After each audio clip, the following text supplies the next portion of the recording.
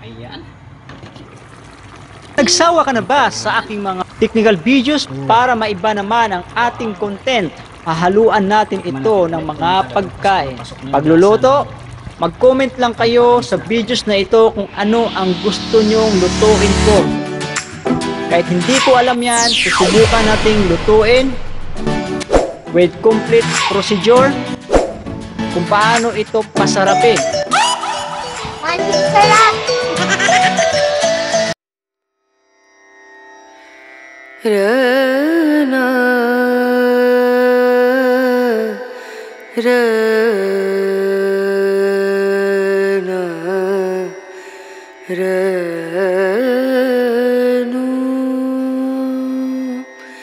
Rena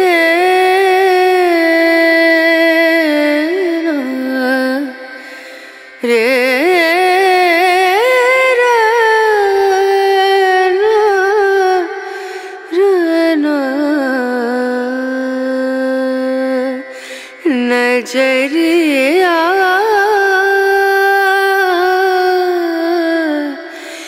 लागे नहीं कहीं ओ नजरिया लागे नहीं कहीं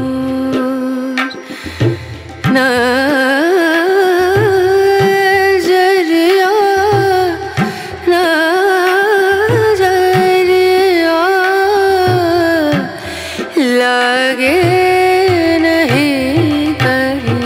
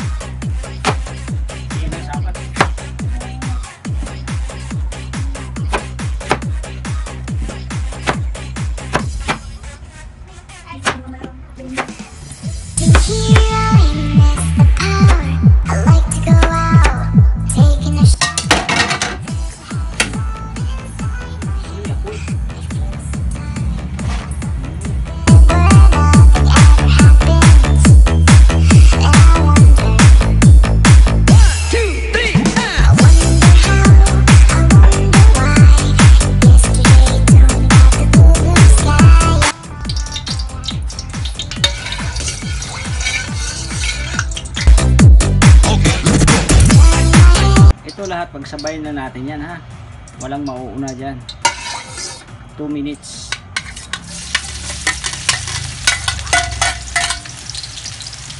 Sili, sibuyas, bawang, saka luya.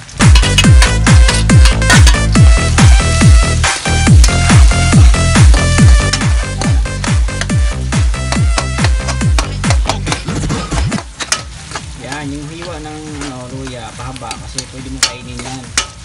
Yung mga 1 minuto lang, pwede na yan. Okay, lagay na natin yung baboy. Saka manok.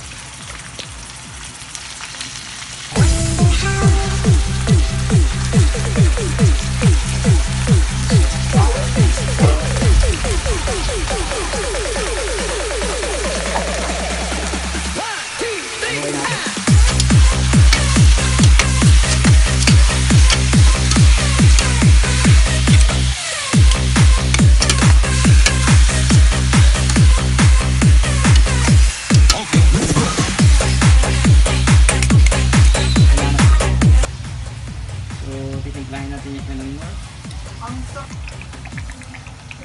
para masarap.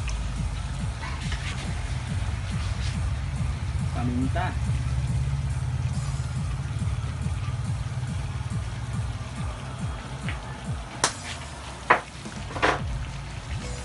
Okay, magic sarap. Ubos natin isang piraso kaya marami mo yan. Hahaluin natin ulit. Kita nyo, tutubig na. Ayan o. So, yan yung katas. Magandang dilag, puso ko yung nabihan.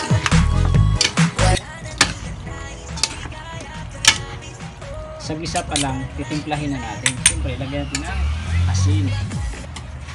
Kakabay na natin yan. Hindi lang asin.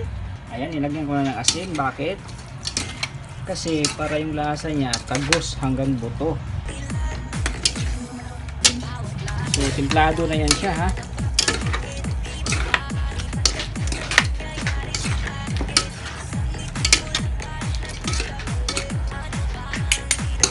Ngayon, palakasan natin yung apoy. Makita yung apoy at lumakas.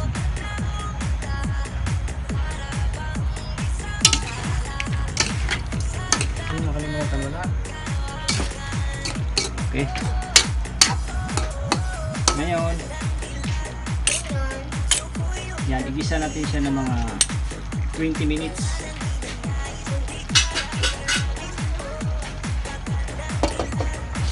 Ayan, pakulog tayo tubig.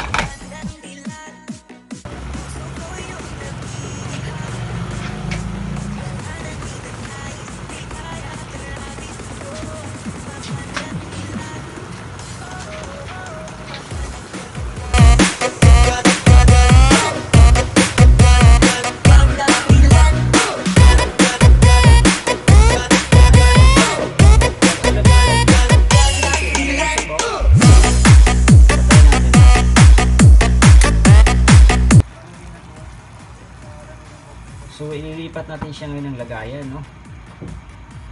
Para maluto agad. Kasi open yun eh.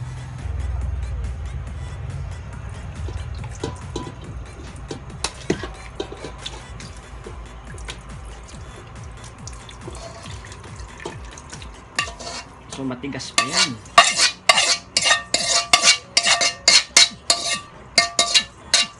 Kuha natin ng isang basong tubig pa. Pakuluan natin siya ng another 15 minutes ulit. Isa ka lang, nag-iisang bituin sa kalangitan ko. Oh, tanaw, tanaw kita, para bang isang tala sa gitna ng kano. Okay, kunin natin yung tubig na pinakulo natin. Alam mo ang purpose nito? So ayan, alam mo ba ang tawag nito? Aswiti po yan. Kamayin na natin, tapos lagyan sa baso. Yun. So, dalawang aswiti kasi dami-dami yun eh. Yan. So, ang purpose po ng mainit na tubig ay para sa aswiti, no? Okay, yan. Muusok-usok pa.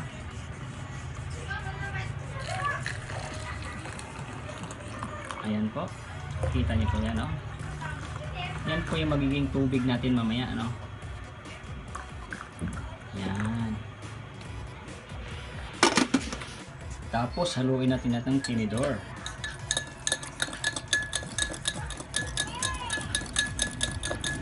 Ayan po. Tingnan niyo po yung kulay niyan. Sarap niyan.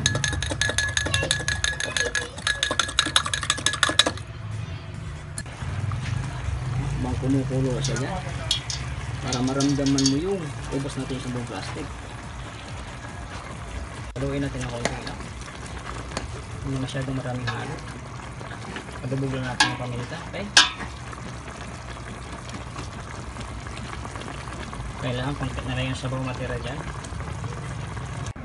Okay, habang kumukulo, mag-ready na tayo ng tuyo at saka suka. Ayan.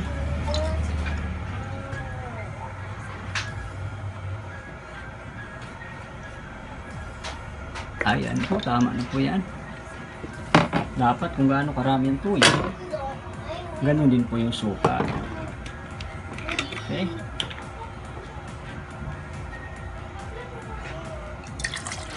Oops. Pantay na ba sila? Yun. Kasi 3/4 lang yan dapat. So 1, 2, 3. So, di ba? Tatlong doble lang dapat sa water.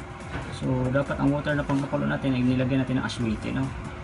Para malinamnam. Ayan. So, salain natin to, no? Okay.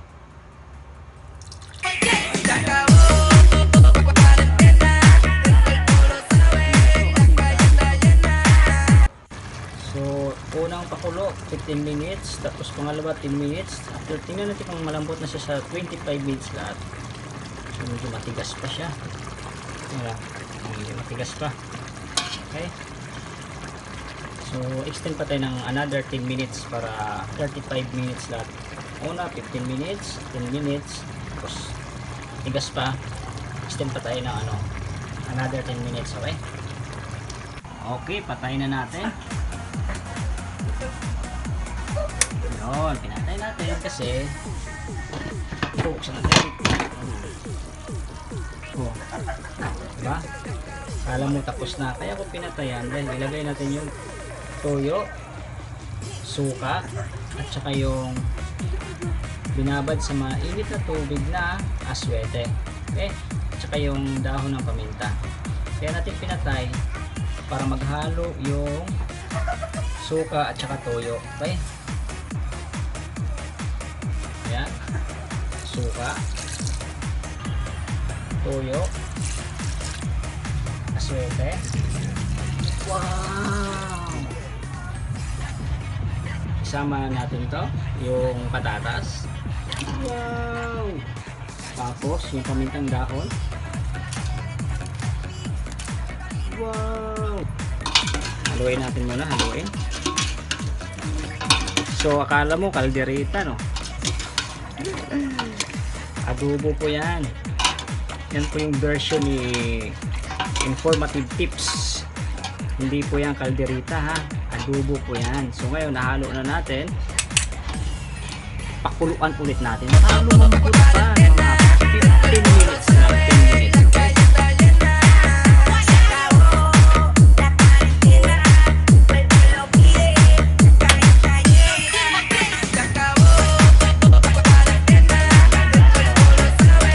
Yan na yun. Ito na yung final na pakulo natin. Oops. Antayin yung kumulo to dahil meron pang kasunod yan. Panulan natin mga 10 minutes.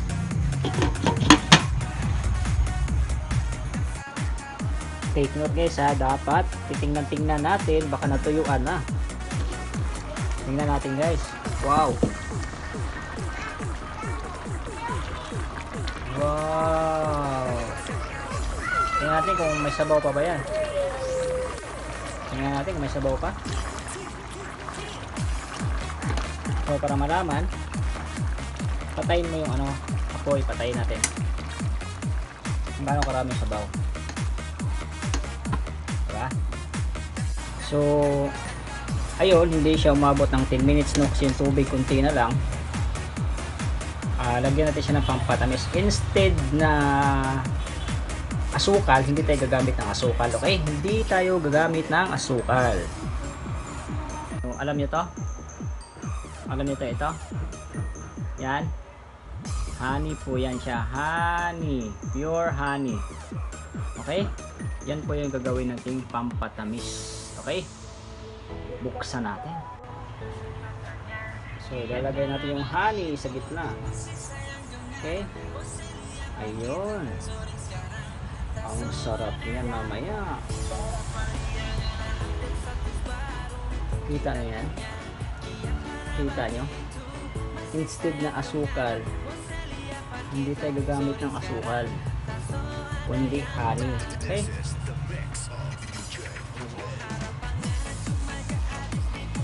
Ayan.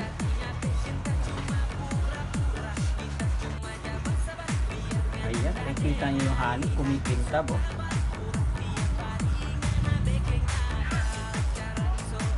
Pakuloyin natin 5 minutes. Ayan, habang pinapakulo-haluin natin para yung honey ano lahat papasok. Okay, so pakuluin natin ng 5 minutes kasi yung patatas yan hindi pa yan luto, ha?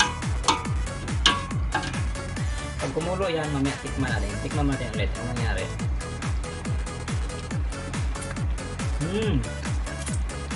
Ramdam ko na yung tamis. Ayan, kita nyo yan. Oh, wow. 3 minutes remaining time.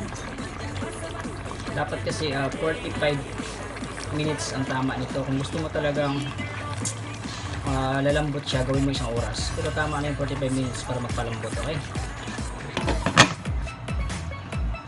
So ayan ang bubuksan natin. Ito maingay. Malalaman natin pag okay na yung luto na yung honey, no? Kasi tignan mo yung kulo niya. Yun, para siyang alam mo yung malapot. Ang luto na yan. So ready to serve na. Okay, patayin na natin to.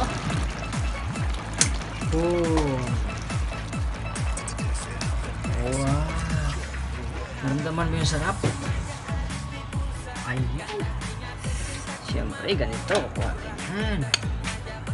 Wow, tapos patatas. Tapos ito, chicken. Ayan, baboy. Diba? Ayan. So ito, malinamnam. Oh. May sabaw pa kunti, di ba? Wow, sarap. Paanang manok. Diba? So, ang high blood pwedeng kumain. So, ayan. Ready to serve. Oh, sarap. Makaubos na ng isang kalderong kanin. Salamat po sa pagpanood. Sana po masarapan kayo sa lutong ito. Ayan po, pag nagluluto po tayo, lagi po natin tinitingnan ang sabaw nito, baka biglang matuyuan, maangamoy, so mag-iba po takbo ng lasa, okay?